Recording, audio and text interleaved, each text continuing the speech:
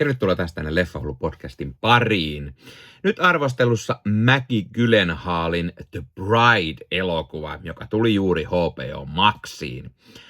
Itse kiinnosti kovasti tämä Bride of Frankenstein-sovitus, varsinkin kun mä tykkään aika paljon Frankenstein-leffoista ja se jotenkin kiehtoo itseäni.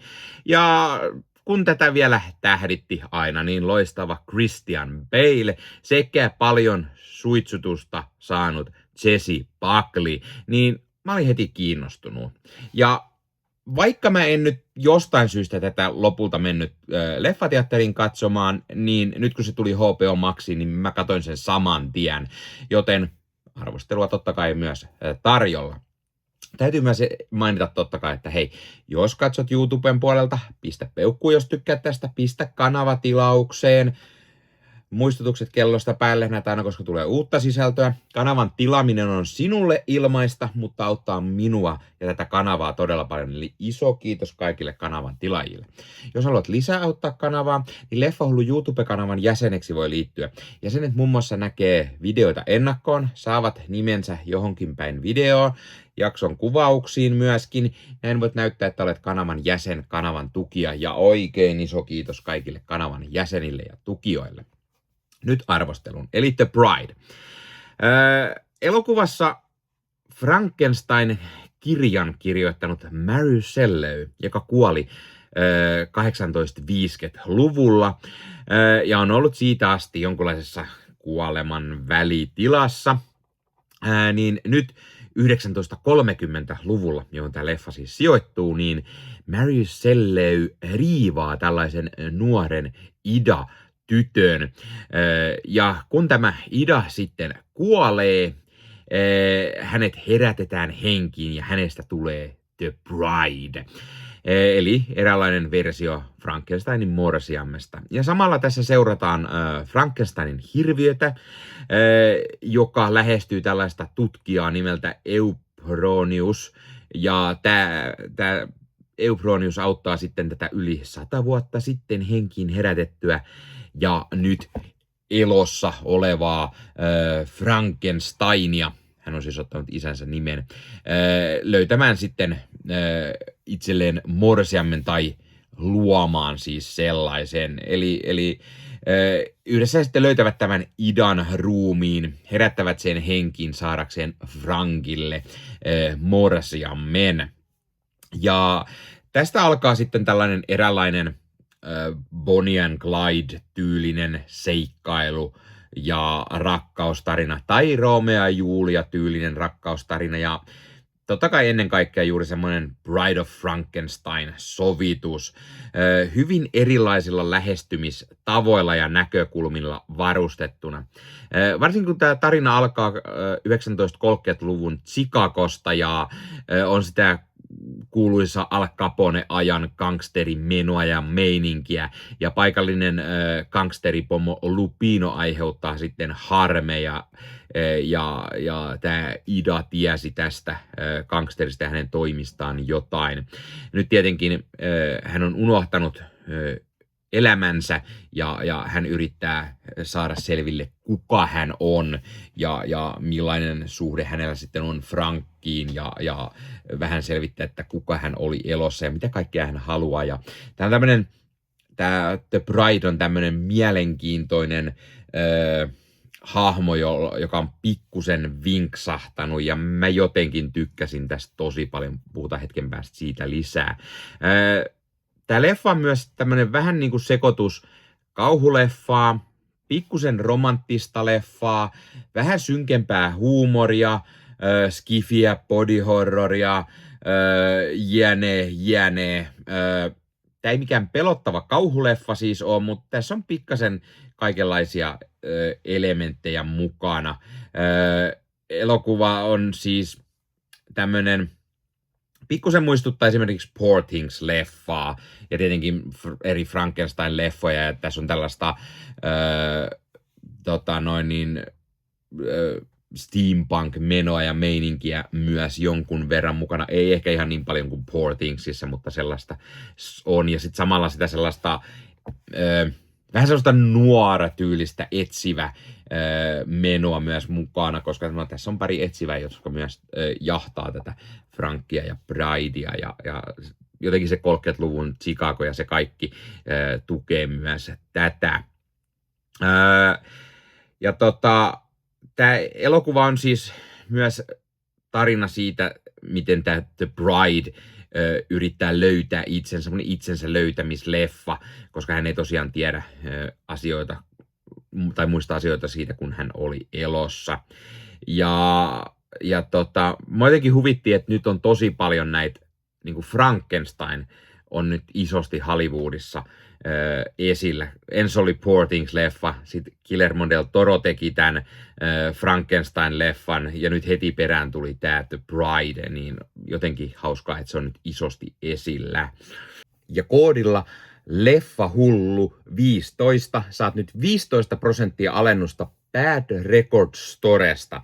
Eli Bad Record Store on tämmöinen verkkokauppa, josta voi käydä ostamassa itselleen fyysistä mediaa. Eli tykkäät sitten elokuvista ja sarjoista tai vaikka CD-levystä, vinyyleistä tai C-kaseteista, niin Bad Record Store on sinulle juuri oiva paikka, josta voit ostaa nämä fyysisenä hyllyyn itsellesi.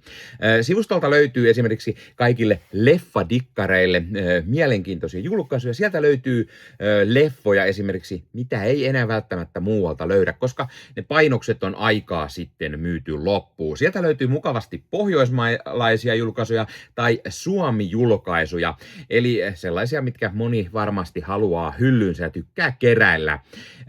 Ja sieltä löytyy oivaan hintaan kaiken näköistä mukavaa leffaa ja löytyy 4K:na, löytyy Blu-rayna, löytyy DVDnä, ihan mistä sitten formaatista itse tykkäät. Ja kuten sanottua, myös jos dikkaat esimerkiksi musiikista, vinyyleistä, CD-levyistä, C-kaseteista, niin Bad Record Storesta sellaisia löytyy. Ja kun käytät koodia Leffahullu15, saat sen 15% alennusta.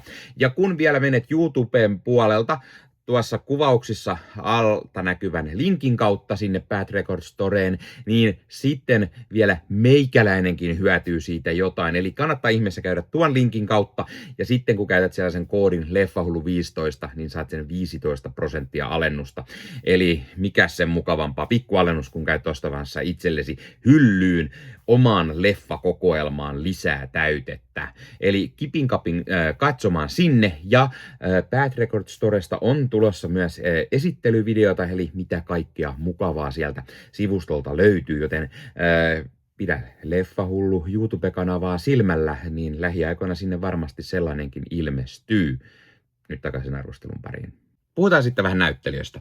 Eli Jessie Buckley on tää The Bride, Ida, ja samalla tämä Mary Selleyn haamu, joka sitten riivaa tämän nuoren Idan. Hän vetää kyllä todella hyvän tällaisen kolmoisroolin, ja ai että, miten mahtavaa roolisuorituksia. Siis tämä The Bride, niin se on niin mahtava hahmo, siis se on tällainen kunnon niin kuin sekaisin oleva hahmo, vaikka hän on samalla niin kuin todella fiksu, todella lukenut hahmo, osittain myös tämän Mary Selleyn kummituksen haamun ansiosta, ja tämä hahmo on sellainen niin kuin, samalla semmoinen niin kuin just Bonnie ja Clyden Bonnie-tyylinen ja semmoinen vahva naishahmo. Tämä muistuttaa tosi paljon Jokeria tai Harley Quinnia, tämmöinen ihastuttavan hullu hahmo, joka samalla yrittää löytää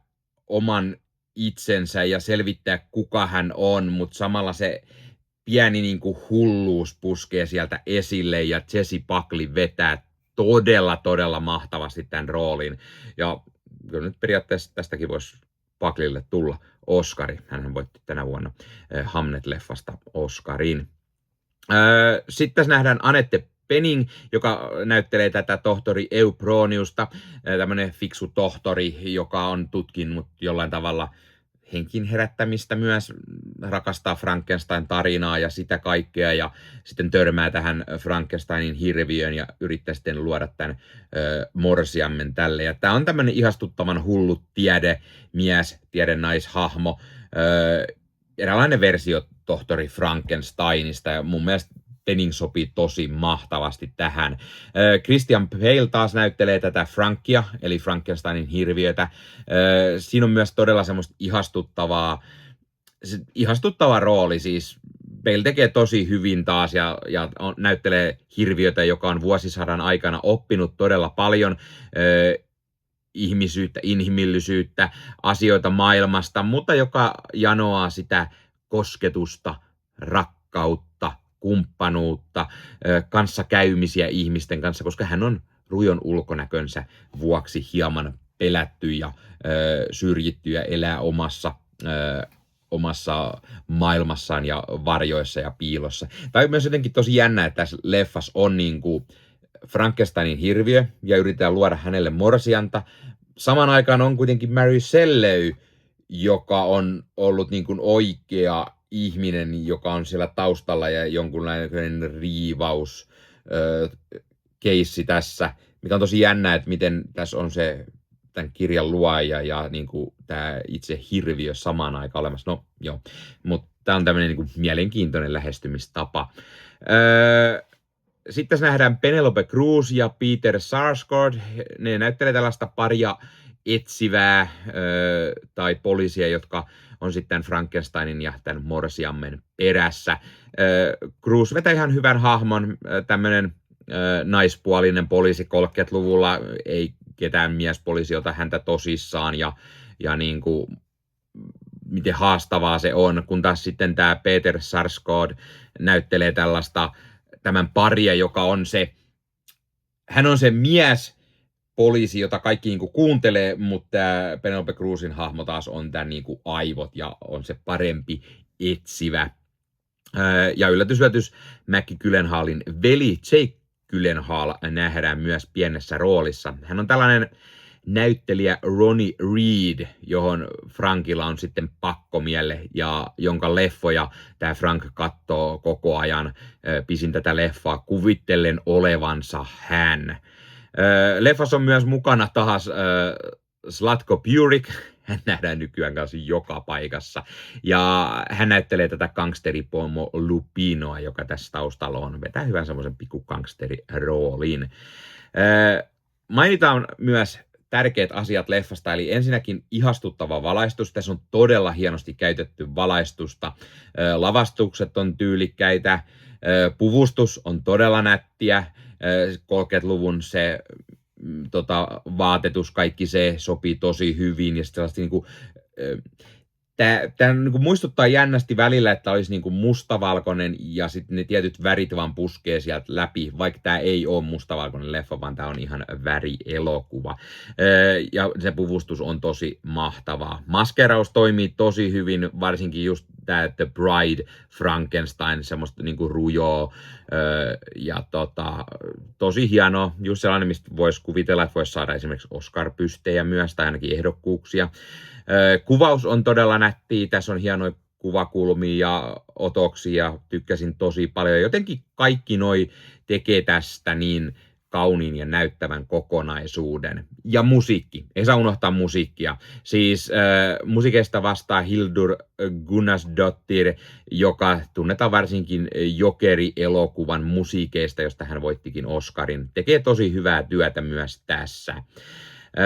Tähän kun lisätään hieman sekopäinen käsikirjoitus, jos on paljon hienoa dialogia, niin täytyy kyllä sanoa, että Maggie Gyllenhaal on mahtava myös kameran takana. Eli Maggie Gyllenhaal, joka on siis ohjannut ja käsikirjoittanut tämän leffan, ja jonka toinen elokuva tämä vasta onkin niin ohjauksena, niin mä huomasin, että mä pidän kyllä tosi paljon hänen tyylistään. Mä oon nähnyt häntä ennestään tietenkin näyttelijänä vaikka kuinka monessa leffassa, mutta nyt mua jää kyllä kiinnostamaan, mitä hän seuraavaksi tekee. Mä tykkäsin siis tästä leffasta tosi paljon. Tää on saanut tosi ristiriitaisen vastaanoton maailmalla. Osa ei tykännyt yhtään, kun taas osa piti tästä todella paljon. Esimerkiksi Hesarin kriitikko lyttäsi tämän täysin, mutta no hittavia, Hesarin kriitikot nyt on vähän millaisia on, ja ne nyt vihaa kaikkia selvästi. Syy, miksi moni vihaa tätä, on ihan selkeästi näkyvillä, sillä tässä on hyvin tämmöinen feministinen ideologia. Tässä on semmoista punk-henkeä, steampunkia, ja tämä leffa ei ole mitenkään hienovarainen tiettyjen asioiden kanssa, vaan joitain asioita hierotaan oikein kunnolla naamaan. Tämä on myös paikoin epätasainen. Osa asioista jää täysin turhiksi tai taustalle, kuten esimerkiksi tämä gangsteriteema ei oikein kunnolla kanna. Mutta itse mä pidin tästä tosi paljon. Ja jotenkin tämä oli niinku kiinnostava, hemmetin hyvin näytelty, todella teknisesti hieno leffa, nätti elokuva. Jotenkin se semmoinen Bonnie and Clyde pakomatka, rakkaustarina Frankensteinin hirviön ja tämän morsiamen välillä on tosi hienosti tehty. Ja tämä Frank, joka yrittää niin kuin löytää itselleen rakkauden, kumppanuuden, ja hän löytää sen tästä Ida-hahmosta, josta tulee tämä The Bride, mutta miten tämä hahmo taas on sitten hiukan hullumpi, tämmöinen anarkistityylinen, muistuttaa vähän niin kuin Jokeria just tai Harley Quinnia tuolta DCn puolelta, mutta on just tämmöinen tosi vahva hahmo ja oikein kiinnostava, ja mä niin kuin tykkäsin tästä paljon, vaikka siinä niitä muutamia pikkusen olikin asioita, mitkä ehkä hieman tiputtaa arvosana, mutta arvosanaksi mä antaisin tälle 8,5/10. Melkein voisi antaa 9, mutta ehkä pikkusen jätetään sen alapuolelle. Mä tykkäsin tästä todella paljon ja suosittelen ehdottomasti. Löytyy siis nyt HBO Maxilta. Hei, pistä kommentti. Onko sä nähnyt tämän leffan? Mitä mieltä sä oot tästä? Tykkäsitkö? Etkö tykännyt? Jotain siltä väliltä. Miksi? Tykkäsit tai et? Mitä mieltä sä muuten oot Mäkki Gyllenhaalista ohjaajana? Entä mitä mieltä oot roolisuorituksista? Jessie Buckley, Christian Bale tai muut sivuhahmot. Mitkä on sun mielestä heidän parhaat roolisuoritukset? Laita kommenttiin. Muista ottaa Leffa Hullu somekanavat haltuun ja ei muuta kuin ensi kertaa. Moro!